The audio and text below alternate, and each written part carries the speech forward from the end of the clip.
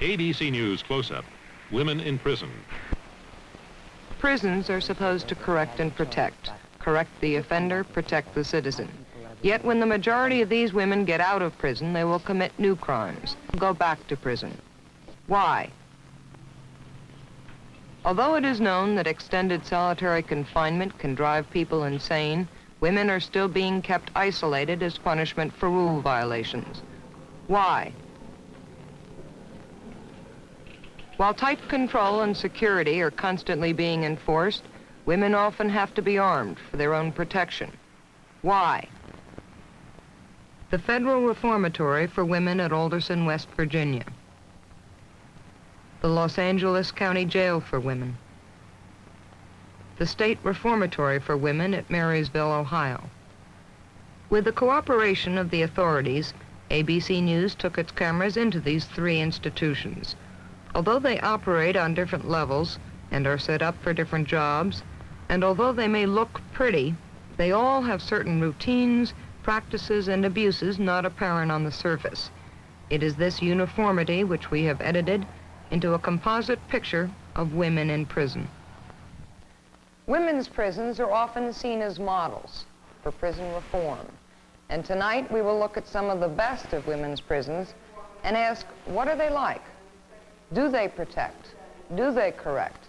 Does confinement work? You see how the uniform looks? That's the way it makes me feel. A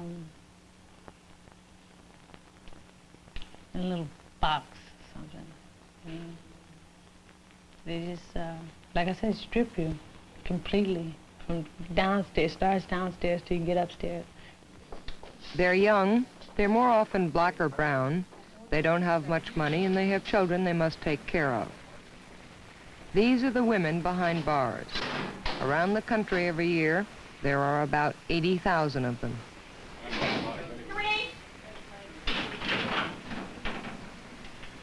When they arrive as newcomers, they are called fish.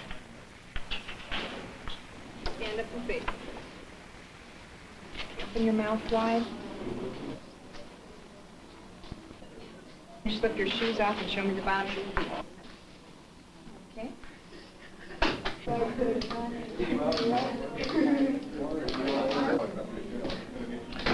I don't think they look at us as humans, you know, we're just fish to them. And that's the way they treat us, just like you scale a fish, they scale us. Step inside the shower, please. Face me. Open your mouth wide. Turn around. Show me the bottoms of your feet, one at a time. Okay, I want you to spread your legs. Okay, put your hands on your buttocks. Bend over and pull yourself apart. Okay, that's fine. Okay, take a quick shower.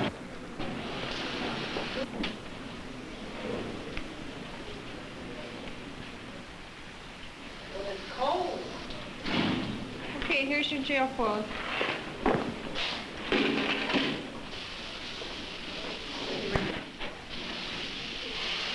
And the other one. Okay, turn around. Okay, go ahead and get dressed. Even though I'm here, I'm still a woman, but they try to strip you of everything once you get here. It's something that I think a human being shouldn't have to go through.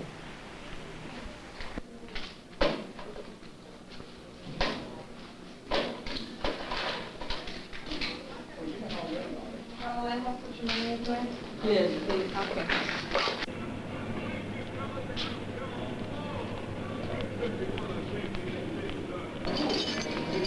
Okay, you'll be in cell number 1, first cell right here.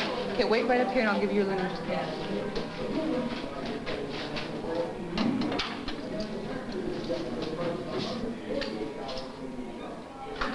Although many women are in for some kind of violent crime, the majority of women are there for crimes such as larceny, drug violations, forgery, fraud, and even for prostitution and drunkenness.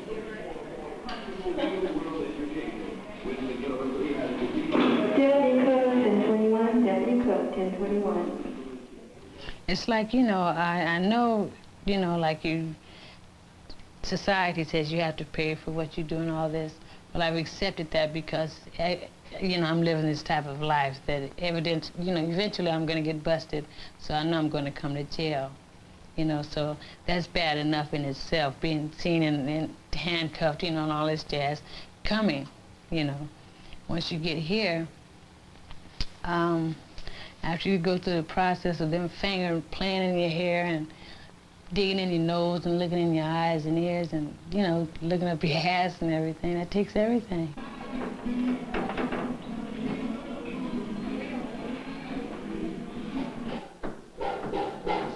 Well-staffed, efficient, modern, this is Los Angeles County Jail for women. This is a jail planner's dream. It is all run from a central control room. The officer there can tell at a glance which gate is open and where. She can direct prisoner traffic with buttons and loudspeakers. 24 hours a day, someone is there.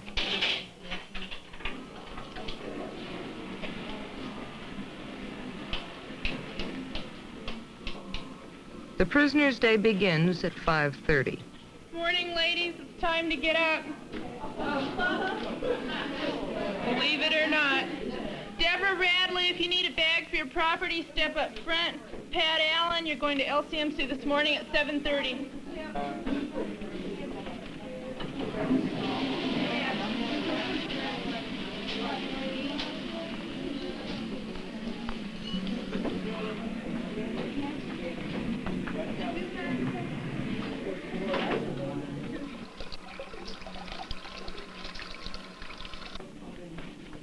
You get up, you wash. Showers aren't allowed in the morning. Can we have some toilet paper? Every day, someone has to ask the matron for toilet paper.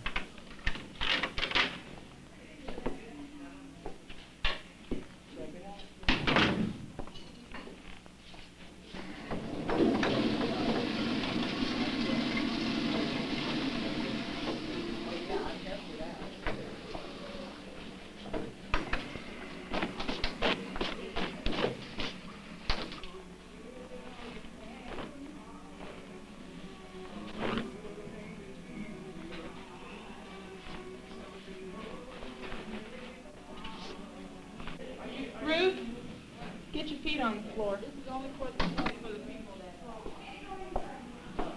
Debbie King. Carol Corner. Annette Wurlitz. Faye Gray. Betty Evans. Letters from home, from children, from boyfriends, from families. They're welcome, but they're reminders of where you are. Somebody check their mail, make sure you didn't get Terry Walker's. Yeah, sure. A mother can't help if her child is having trouble at school. A woman can't see her man that weekend. Perhaps the worst part about jail is feeling that distance. 7100 Lilac to choose and proceed to the dining room. 7100 to the dining room. Okay, ladies, start your line.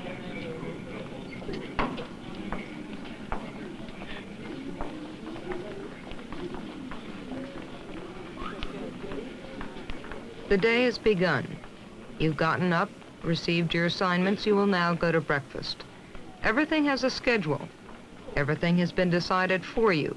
You will have 15 minutes to eat breakfast, then you will line up again and begin your job.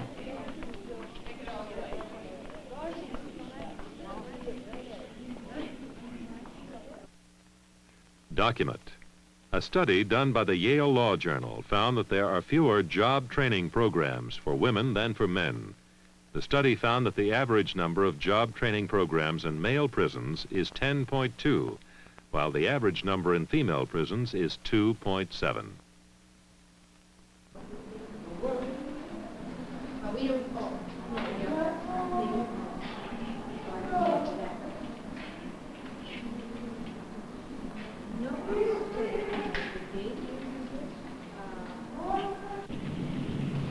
It's a job.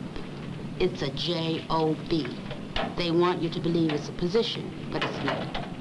The institution itself is run by broom, mop, and dexterity.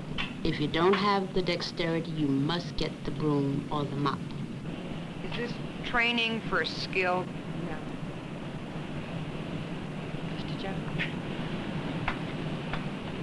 The jobs that rehabilitate, that are supposed to help a woman support herself, are more often than not low-paying, low-skilled, service-oriented woman's work. Sewing, cleaning, doing laundry, factory labor. Do you do this every day? Every day. Is this rehabilitation? No. Is this rehabilitation? Rehabilitation? I don't know what they call it, you know. I just call it a job. Do it till I leave, you know.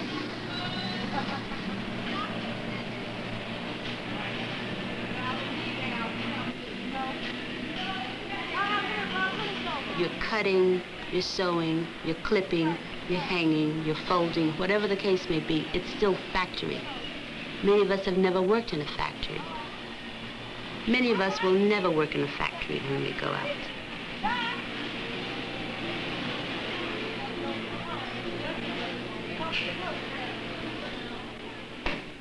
Women do the tedious work, but they also do hard work. They lift 50-pound sacks of potatoes. They cart meat and milk shipments around. Their work keeps the prisons going.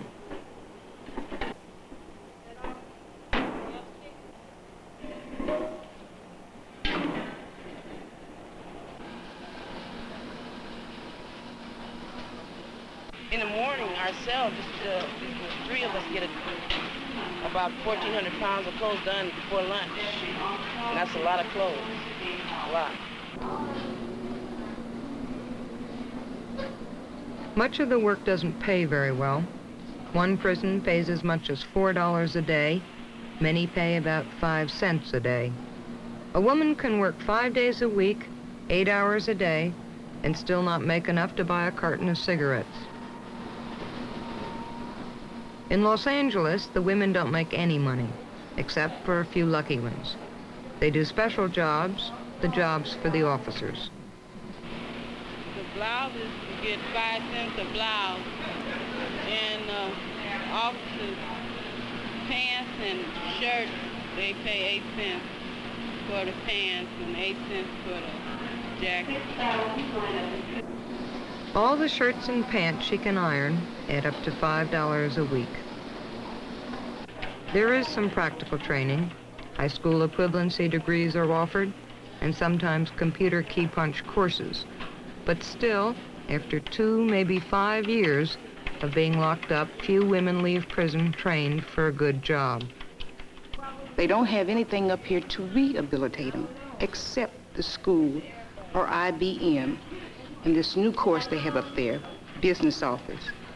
And they only pick so many out for this. I think that one thing when we talk about vocation and education programs that are offered is that people forget to first look at the repertoire of the clients. And I think that the repertoire of the clients is so limited that necessarily the type of vocational training has to be at an entrance level to other areas.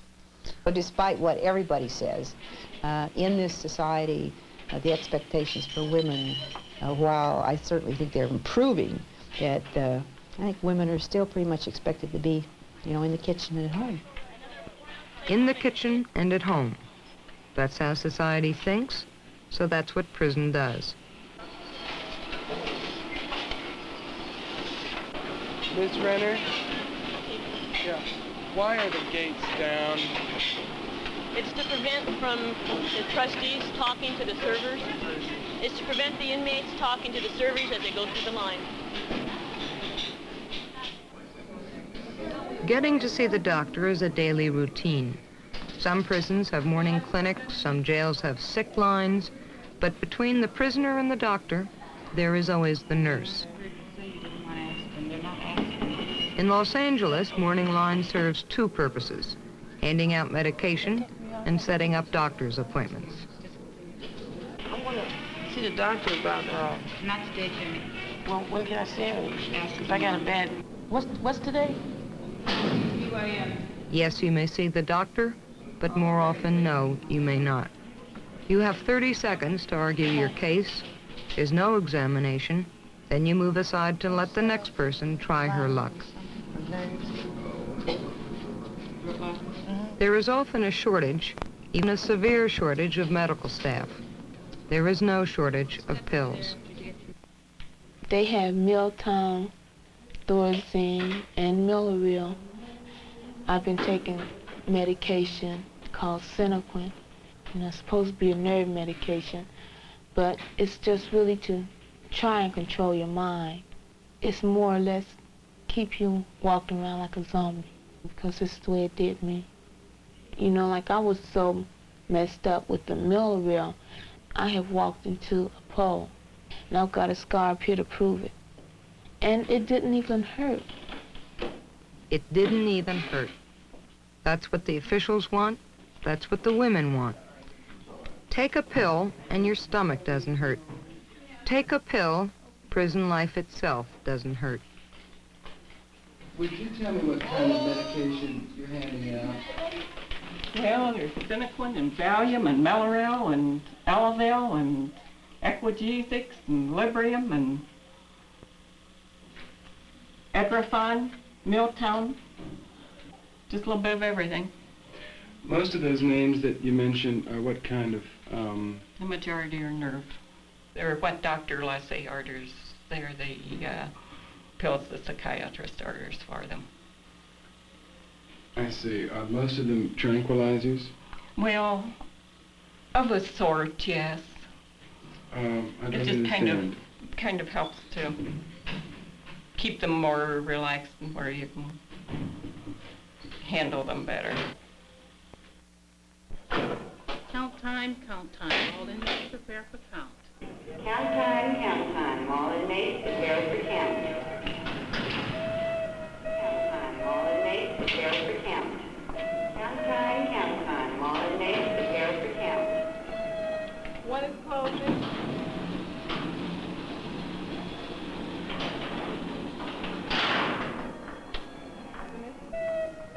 Keeping track of the prisoners, tight security, traffic control. All these things make up the basic business of corrections. Come on, Alma, get up and sit on the edge of your bed like everyone else. Okay, I want you facing the officer's station. I want you to take this time to straighten up your beds if they're messy. If you have something in your hand, set it down. Okay, when everyone's setting up facing the officer's station, put what you've got in your hands down.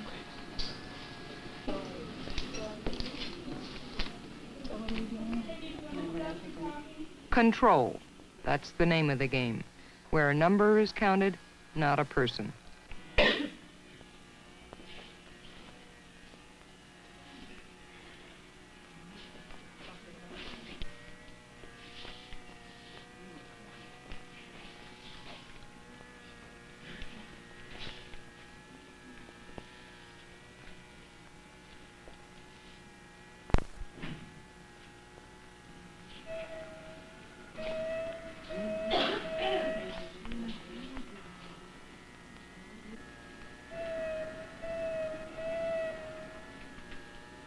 They really have us in here as dogs, you know?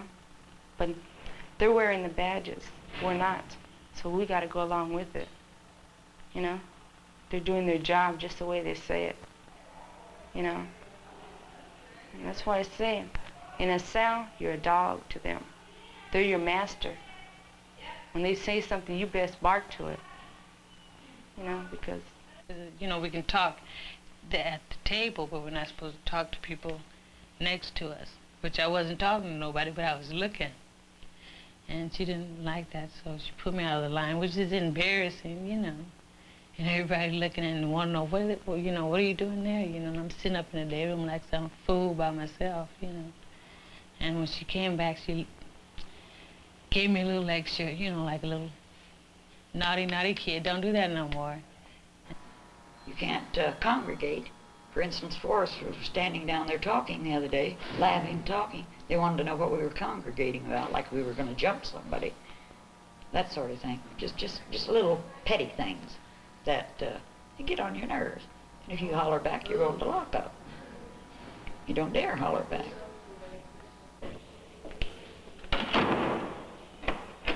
It makes you feel very immature because of the rules they have here, do's and don'ts. You can't do this, you can't do that.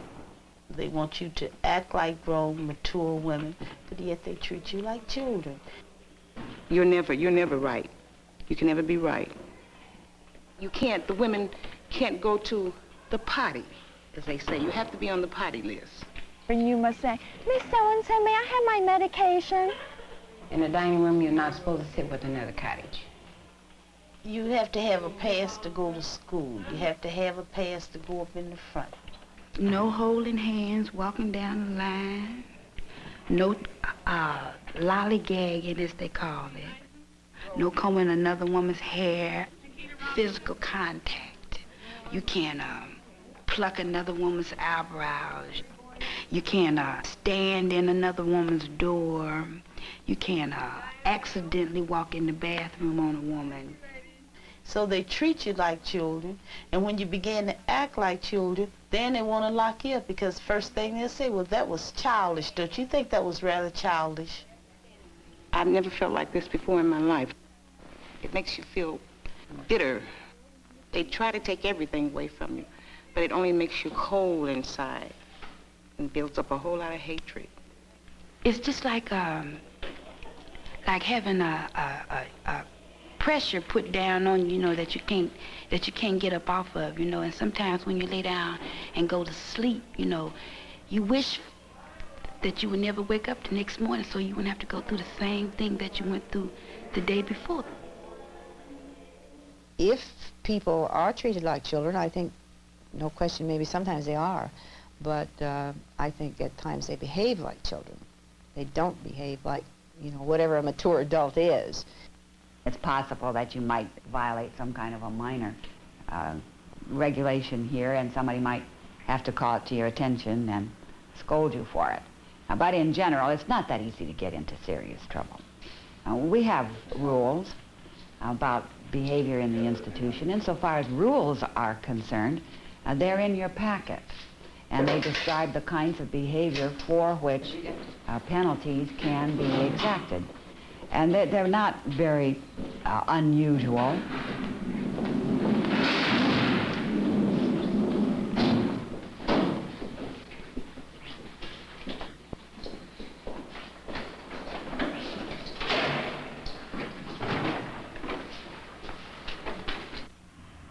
Matron was sitting at the desk. I had an accident. I came on my monthly. I asked her, could I go to my room? So she insisted. And I pulled down my panties and let her see my soiled panties, and I wouldn't do it. Anything that is out of the ordinary, you should challenge. It's part of your job to challenge why they're going or coming at a different time or why they're requesting. And she said it was personal reasons, but she refused to show proof. She would have been let back immediately if she had shown her proof that she needed to go to her room. To me, it's a very private thing, to have to pull down your underclothes in front of somebody and you're sore and show it to them. I just didn't feel like I had to prove it. So she let me go to my room eventually, but told me that I was going to get a ticket and have to go to disciplinary for disobeying a direct order. I think any normal person gets embarrassed about their private parts of their body. And it would be normal to be embarrassed about it. But you insist upon that embarrassment. This is the rule. Step inside.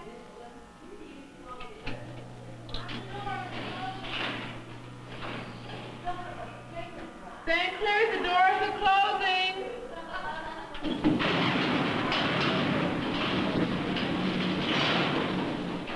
When I hear that they're going to close a door or something, my head just wants to bust, just hearing that bang. They slam it so hard where it goes all through your system, gives you chills all the way from your toes all the way up to your head. But I think the worst punishment is the inactivity. They could let us out in the yard for a few minutes. You know, they got enough security to take us out in the sunshine. We never see what the light of day is. We don't know what the weather is unless we look up there at the window and see rain or see sun. And a lot of girls do as high as a year in here this way. You know, unless they want to work. Work to me is privilege in here, because Jesus Christ, who wants to sit in a cell? Laying in this cell here, you know, the only place you could look out is to the bars. You know, that's it. You could see a window, it's right behind the bars. You know, and all you see is these bars, and I'll tell you what, I counted all these bars in this cell here, and there's 97 bars here in this cell. And I'm just say, all I say is, oh my God, I'm behind them. I think you're escaping from reality. I know I am. You know, I don't like people. I don't trust people. I don't like this world. I don't like anything about it. All we're doing is waiting to die. You know, we die a little every day.